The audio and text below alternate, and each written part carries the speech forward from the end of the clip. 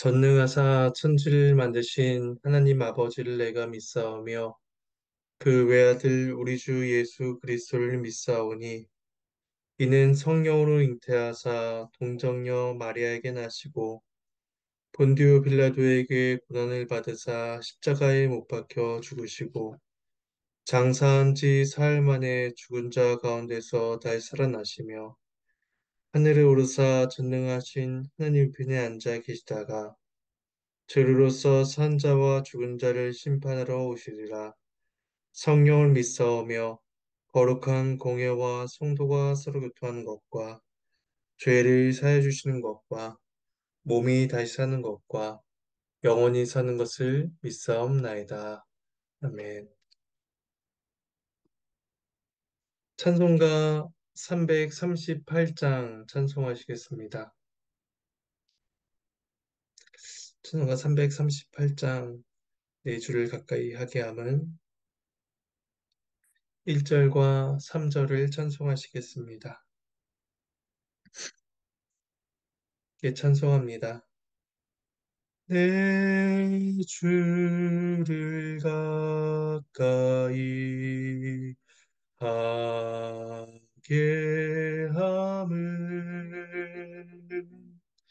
십자가 짐 같은 고생이나 내 일생 소원을 늘 찬송하면서 주께 더 나아가기 원합니다. 전성에 가는 길 험하여도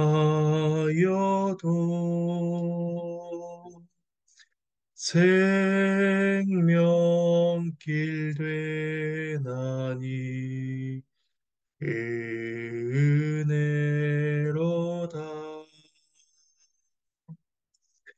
천사 날 부르니 늘 찬송하면서 주께 더 나아가기 원합니다.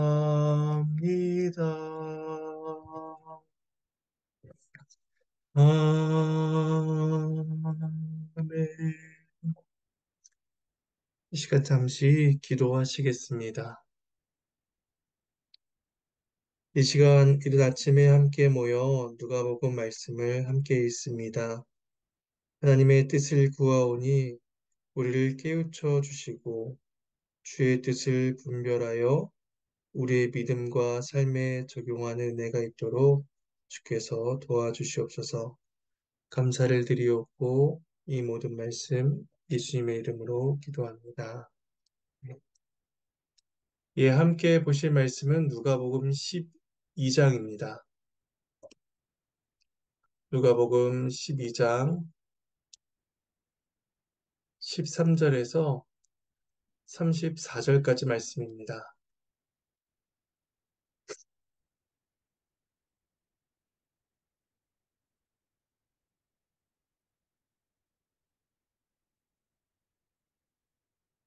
예, 예수의 말씀을 나누겠습니다.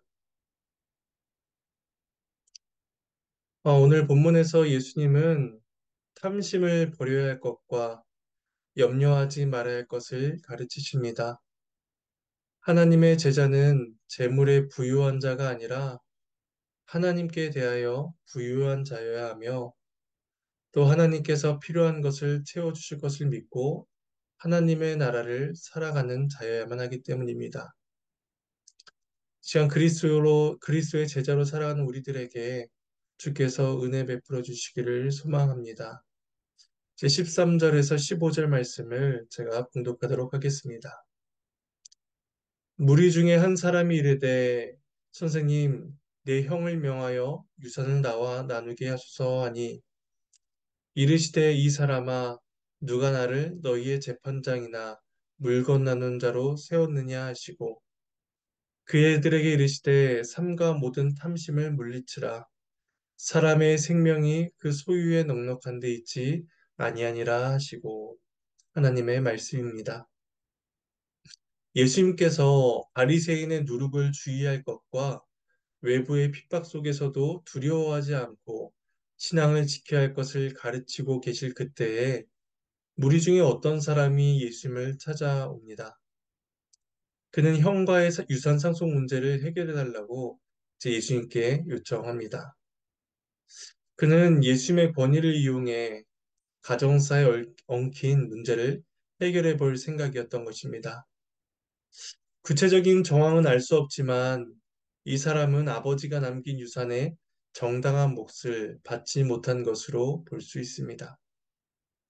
그렇다면 그의 형은 분명히 잘못된 행동을 한 것이며 예수님을 찾아온 사람은 억울할 법한 상황이었습니다.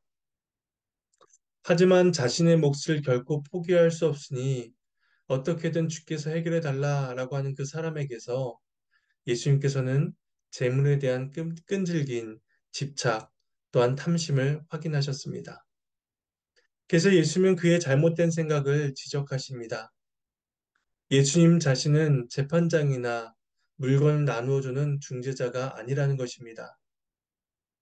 예수님께서 이 땅에 오신 것은 유산 상속과 같은 문제를 해결해 주고자 하심이 아니라 영원한 생명을 베풀어 주시기 위함이셨습니다.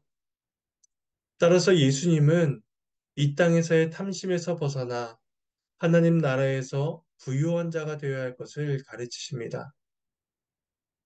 그런데 이 탐심은 앞서 11장 39절에 의하면 바리새인들 속에 가득한 욕망이었습니다. 결국 탐심이라는 것은 바리새인과 같은 종교 지도자들뿐만 아니라 백성들 누구에게라도 내재되어 있는 죄악성이었습니다.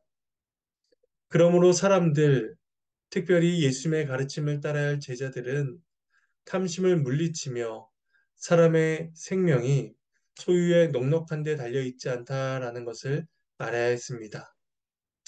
이에 예수님께서는 한 부자의 비유로 그 말씀을 이어가십니다. 16절에서 21절까지 말씀을 봉독하겠습니다. 또 비유로 그들에게 말을 이르시되 한 부자가 그 밭에 소출이 풍성함에 심중에 생각하여 이르되 내가 곡식 쌓아둘 곳이 없으니 어찌할까 하고 또 이르되 내가 이렇게 하리라 내 곡간을 헐고 더 크게 짓고 내 모든 곡식과 물건을 거기 쌓아두리라 또 내가 내 영혼에게 이르되 영혼아 여러 해 쓸 물건을 많이 쌓아두었으니 평안히 쉬고 먹고 마시고 즐거워하자 하리라 하되 하나님은 이르시되 어리석은 자여 오늘 밤에 내 영혼을 도로 찾으리니 그러면 내 준비한 것이 누구의 것이 되겠느냐 하셨으니 자기를 위하여 재물을 쌓아두고 하나님께 대하여 부요하지 못한 자가 이와 같으니라. 하나님의 말씀입니다. 원래 소유가 많은 한 부자가 그해 풍년을 맞아 더욱더 부자가 됩니다.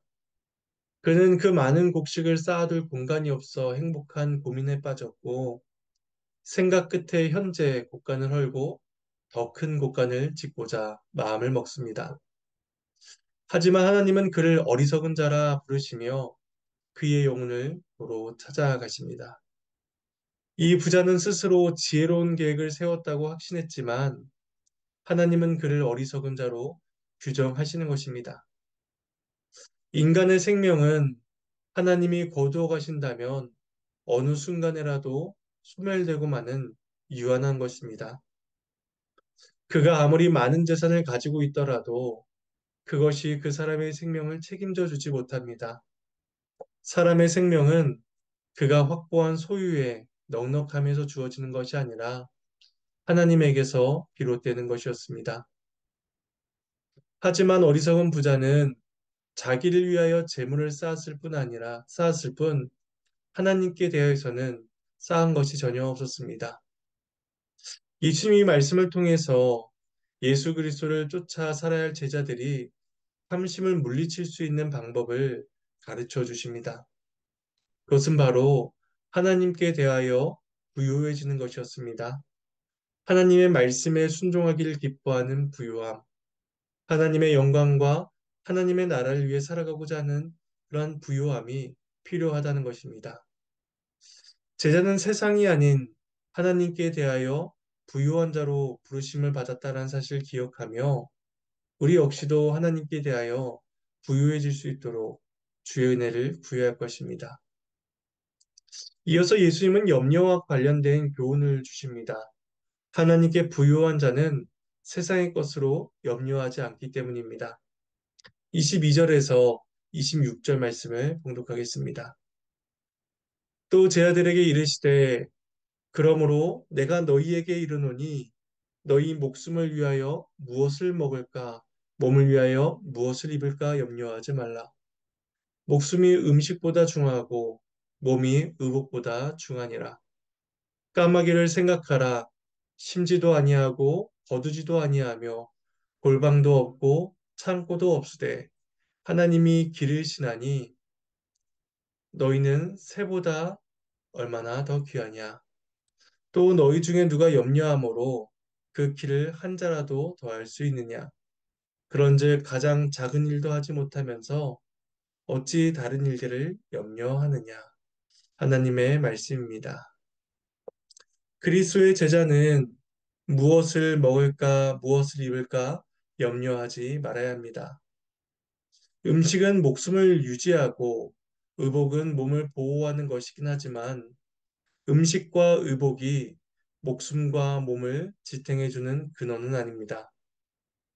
음식보다는 당연히 목숨이 더 중요하며 의복보다는 몸이 더 중요한데 하나님께서 이것들을 돌보아 주시기 때문에 거기에 따른 음식이나 의복으로 염려한다는 것은 어리석고 부질없는 행동인 것입니다. 예수님께서 이러한 진리를 가르쳐 주시기 위해 까마귀와 백합화라는 이미지를 통해서 교훈을 주십니다. 까마귀는 씨를 뿌려 추수하는 수고를 하지 않고 곡간과 창고에 쌓아두지도 않습니다. 그리고 까마귀는 율법에서 가증하고 부정한 새로 규정하고 있어서 하나님께서 아무런 관심을 두지 않을 것 같은 그러한 새입니다. 그런데 하나님은 이러한 까마귀도 돌보고 기르신다라는 것입니다. 여기에서 골방과 창고를 언급하고 있는데 이것은 앞에 어리석은 부자의 모습을 떠올리게 합니다.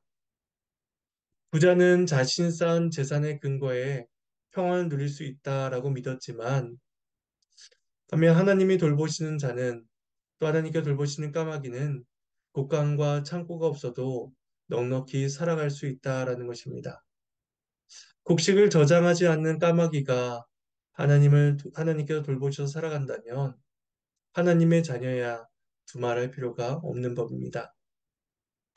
예수님은 염려하는 것이 그 사람에게 아무런 도움을 주지 못한다는 사실을 말씀하십니다.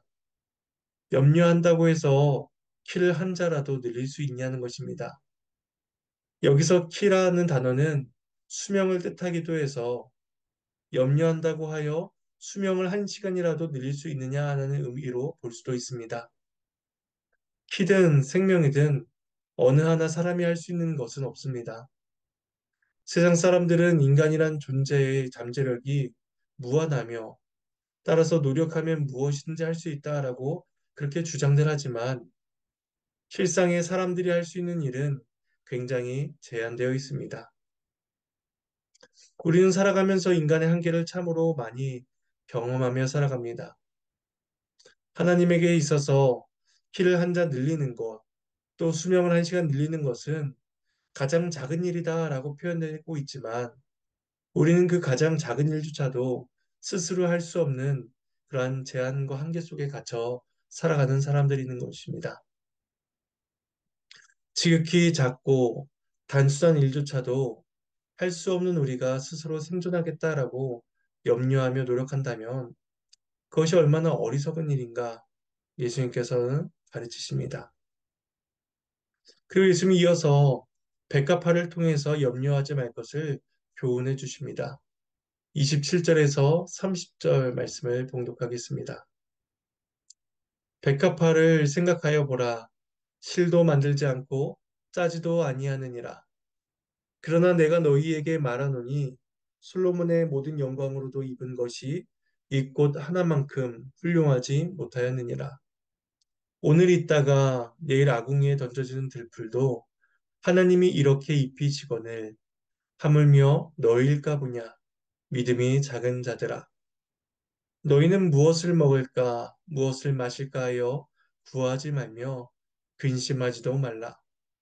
이 모든 것은 세상 백성들이 구하는 것이라. 너희 아버지께서는 이런 것이 너희에게 있어야 할 것을 아시느니라. 하나님의 말씀입니다. 백합화는 스스로 실을 만들거나 직조하지 않고서도 아름다움을 가지고 있습니다. 백합화와 대비되는 것은 솔로몬의 영광인데 그는 이스라엘 역사상 최고의 업적과 영광을 누린 사람입니다. 하지만 그의 영광도 백합화의 영광보다는 훌륭하지 못하다는 것입니다. 우리들의 생각에는 하나님은 솔로몬의 영광에 더 관심을 많이 두실 것 같지만 하나님은 돌봄을 받지 않아도 아름다움을 선사하는 꽃과 또한 하루를 생존하고 아궁이에 던져진 들풀에 많은 관심을 가지고 계시다는 것입니다. 미약한 꽃과 풀을 하나님께서 돌보신다면 하나님의 자녀들은 더 없는 아름다움과 영광으로 돌보실 것입니다. 이러한 사실을 깨닫지 못한 채 염려한다는 것은 하나님에 대한 믿음이 작고 부족하다는 것을 보여줍니다. 그러니까 염려는 믿음의 반대말인 것입니다. 제 아들은 무엇을 먹을까, 무엇을 마실까 근심하기를 멈춰야 합니다. 우리들의 필요를 아시고 공급하신 하나님을 신뢰한다는 것을 그들의 삶으로서 드러내야 하기 때문입니다. 물질적인 필요를 주된 관심으로 가지는 것은 세상 백성들의 특성입니다. 세상 사람들은 하나님에 대한 지식과 신뢰가 없기 때문에 염려가 끊이지 않습니다. 그들의 생각과 시야에는 물질에 대한 탐욕과 세상에 대한 염려로 가득 차 있습니다. 하지만 제 아들은 아버지 되신 하나님께서 우리의 필요를 아시고 채우신다는 그러한 사실을 확신해야만 하는 것입니다. 그리고 제 아들은 염려하는 대신에 이제 하나님의 나라를 구해야 합니다. 31절과 32절 말씀을 봉독하겠습니다. 다만 너희는 그의 나라를 구하라. 그리하면 이런 것들을 너희에게 더하시리라. 적은 무리여 무서워 말라. 너희 아버지께서 그 나라를 너희에게 주시기를 기뻐하시느니라. 하나님의 말씀입니다. 제 아들은 이 땅에서 하나님의 통치가 이루어지기를 구해야 합니다. 하나님의 나라를 전파하며 그리스도의 은혜와 사랑을 증거하며 살아야 합니다. 하나님이 기뻐하시는 거룩함을 추구하며 살아가야 하는 것이 하나님의 그리스도의 제자들인 것입니다. 그런 제자들에게 하나님께서는 모든 필요를 더하실 것입니다. 물론 제자들은 세상에 비해서 적은 무리이고 연약한 공동체입니다. 강한 자들이 살아가는 세상에서 염려하고 두려워할 수밖에 없습니다. 그러나 그들이 두려워하지 않을 수 있는 이유는 하나님께서 그들의 아버지가 되어 주시기 때문입니다. 사람들은 무엇을 먹을까 입을까 염려하는데 하나님 아버지께서는 그 제자들에게 그 모든 것들을 능가하는 한 나라를 주십니다. 바로 왕이신 하나님께서 다스리시는 복된 나라를 허락해 주시는 것입니다. 이제 마지막으로 예수님은 그 하나님 나라를 구하는 구체적인 예로서 구제를 말씀하십니다. 33절과 34절 말씀을 봉독하겠습니다. 너희 소유를 팔아 구제하여 낡아지지 아니하는 배낭을 만들라. 곧 하늘에 둔 바 다함이 없는 보물이니 거기는 도둑도 가까이 하는 일이 없고 좀도 먹는 일이 없느니라. 너희 보물 있는 곳에는 너희 마음도 있으리라. 하나님의 말씀입니다. 하나님의 나라를 구하는 사람은 탐심을 부리지 않습니다. 그리고 자신의 삶을 위해 염려하지 않습니다. 그리고 하나님의 자녀는 타인을 긍휼히 여기는 시선을 가지고 살아가게 됩니다. 왜냐하면 그가 하나님의 긍휼을 받은 사람이기 때문입니다. 그러므로 하나님의 자녀는 자신에게 주어진 모든 것을 타인을 위해 사용합니다. 이런 행위는 낡아지지 않는 영원한 배낭을 만들어 그곳에 보물을 채우는 행위와 같습니다. 우리는 구제를 통하여서 우리의 마음이 하늘에 있다는 것을 나타내 보일 수가 있게 되는 것입니다. 나의 소망과 목적, 삶의 이유가 하나님의 나라에 있음을 이 구제라는 구체적인 삶의 모습을 통해서 고백하고 증언할 수 있게 되는 것입니다. 우리의 몸은 비록 이 땅을 살아가고 있지만 우리의 시선은 하늘을 향하여 하나님 나라의 있음이 이제 드러나게 되는 것입니다. 지금 우리는 이 땅에서 살아갑니다. 이 땅에는 좋아 보이는 것도 많고 염려될 만한 일도 많이 있습니다. 하지만 그 속에서 어떻게 살아내는가가 곧 우리들의 믿음의 고백과 같은 것입니다. 우리는 탐심과 염려에 대한 집착을 버리고 영원한 하나님 나라를 소망해야 할 것입니다. 그것이 그리스도의 제자가 보일 마땅한 모습임을 기억하며 주님의 은혜를 구하며 살아가야 할 것입니다. 이러한 은혜가 저와 여러분의 삶 가운데 있기를 간절히 소망합니다. 이제 주님께서 가르치신 기도로 마치겠습니다. 하늘에 계신 우리 아버지여, 이름이 거룩히 여김을 받으시오며, 나라가 임하시오며, 뜻이 하늘에서 이루어진 것 같이 땅에서도 이루어지이다. 오늘 우리에게 일용할 양식을 주시옵고, 우리가 우리에게 죄진 자를 사해 준 것 같이 우리의 죄를 사해 주시옵고, 우리를 시험에 들게 하지 마시옵고, 다만 악에서 구하시옵소서. 나라와 권세와 영광이 아버지께 영원히 쌓옵나이다. 아멘.